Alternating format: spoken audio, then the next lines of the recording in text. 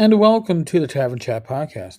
I am your host, Eric Tenkar, bartender in the OSR, your main proprietor of the Tenkar's Tavern blog, Discord server, media group, Facebook group, Twittering, and Instagram. Yes, holy shit, I actually used Instagram last night with that photo of the coins that I used. So if you want to grab a full-size version of that photo, go to the blog, go to Instagram, Tenkar's Tavern.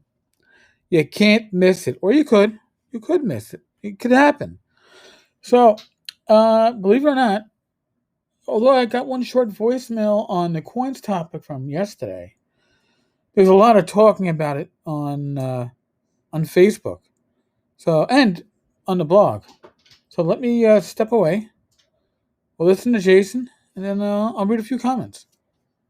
Right back. Hey Eric, Jason here. That makes a lot of sense what you're saying about the coins. 100 per pound is definitely reasonable. I've also seen places do 50 per pound, but I agree with you, 100's a lot easier math in your head. So, not a lot easier, but it's a little bit easier, a little more intuitive. So, anyhow, great episode. Keep up the great work. Talk to you later. You know, Jason, yeah, I would say that 100 coins or 50 coins it makes it more palatable. But yeah, so we're going to go into some of the comments from the blog. Actually, I think the blog comments pretty much cover everything that was covered on Facebook anyway. From JD, well, the weight of everything was measured in coins, so having 10 coins in a pound made for easier bookkeeping, as well as an easier way to visualize the weight of things for matters of encumbrance. Or hide them. A two-handed sword weighing 250 coins, 25-pound sword? Really? Well, again, we're talking, it's a fantasy role-playing game, right? So I guess if you are saying that a tenth of a pound coin isn't the size of a tenth of a pound coin, it's just more dense than even that. But here's the thing that I want to weigh on, actually, right from the beginning here. When it came to Magic Sword, now I'm going to do this from memory, so if I am wrong, please forgive me and correct me. But a +1 longsword was worth 400 XP if you kept it. It was worth 2,000 gold pieces if you sold it. Think about that.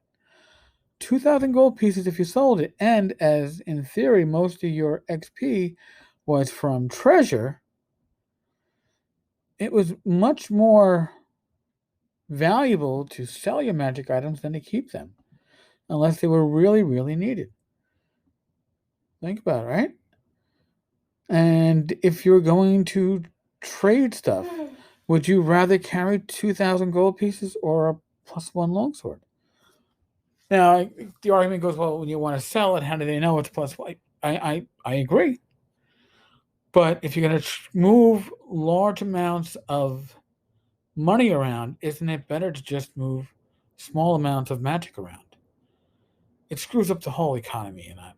But in any case, Christian, it's a game construct. It's not meant to map reality. Wondering this is like wondering why the coinage isn't on a more realistic silver standard. All pointless. A DM can revise the coinage system to their heart's content. The players won't care because they're not looking for a currency simulator. Yeah, but here's my issue, okay? I'm a retired cop and I will watch cop movies and cop TV shows, and there is a certain amount of ability to suspend disbelief that I can handle. So, all right. When I was watching Third Watch back in the day, and I'm watching, oh, look, they are promoting somebody to sergeant for heroic actions. Doesn't happen in NYPD. Sergeant is a civil service position. Okay? So you have to take a test, an exam for it. Detective can be discretionary. Above captain is discretionary. But so I'm already going, oh, it was doing so well, and then they throw this in, and I'm like, Or again, Third Watch, when the IEB lieutenant gets promoted to captain and becomes the CO of the command that he was investigating. Would never happen. This coming from somebody as a sergeant who spent time in internal affairs. They would never throw that lieutenant into a command that they were directly investigating. But I digress. So Rob Conley mentions in response to Christian, there is doing things because it's more playable, and then there are things that are play arbitrary and make no sense. A 100 coins to a pound is just as easy to use as any set of round numbers 500, 100, 200, 250, 500, etc. Nor was it obscure information, as coin collecting was a thing, and one of the better encyclopedias would have a short entry on medieval or ancient coinage. He does make a good point. Reverend Pavane. One of my experimental variant games considered the thousands of gold pieces treasure to be generated by the OD&D treasure tables to be in the form of loot rather than coin. So it makes somewhat more sense to consider the coin weight to be a measure of the GP encumbrance with value of this loot, rather than the actual weight of the coin.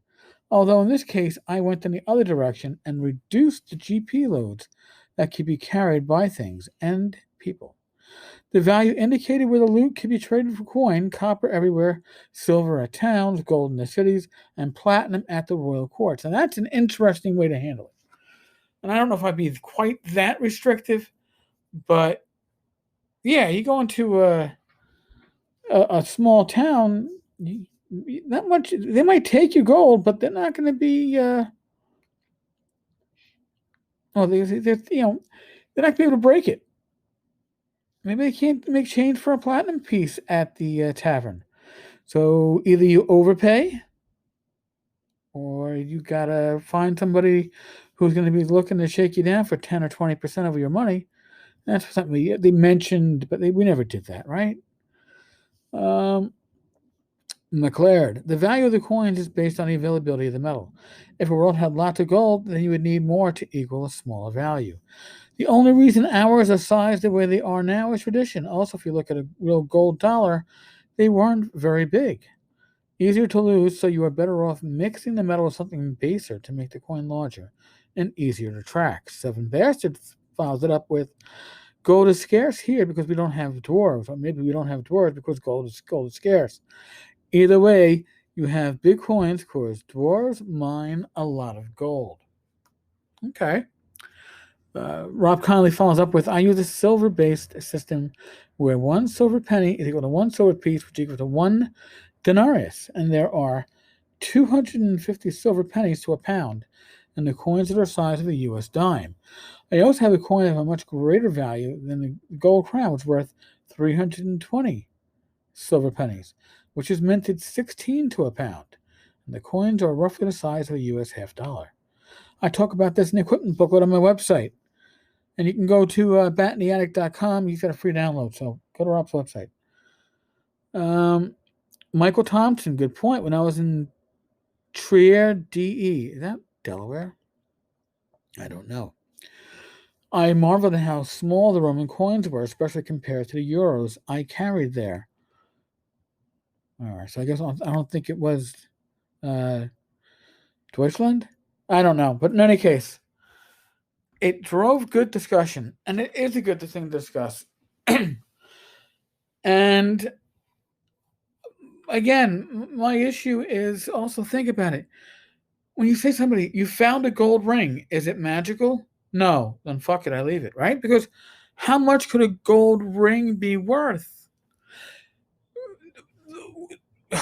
Jewelry was often used because you could carry your wealth on you, on your fingers, around your neck, and it was safer than carrying coins on your belt.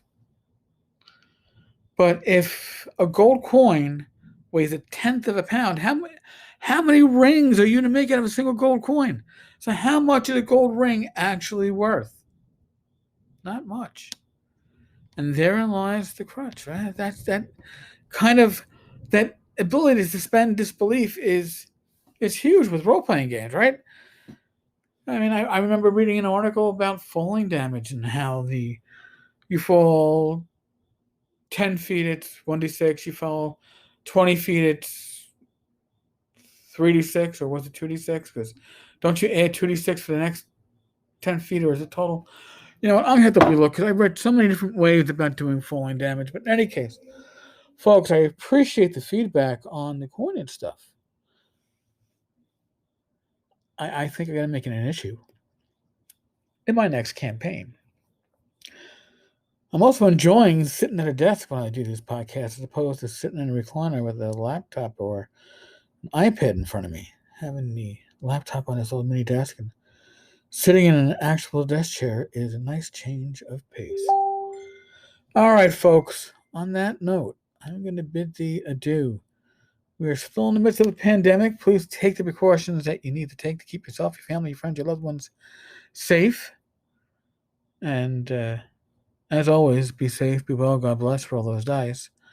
And I will talk with you all, God willing, tomorrow. Later, folks.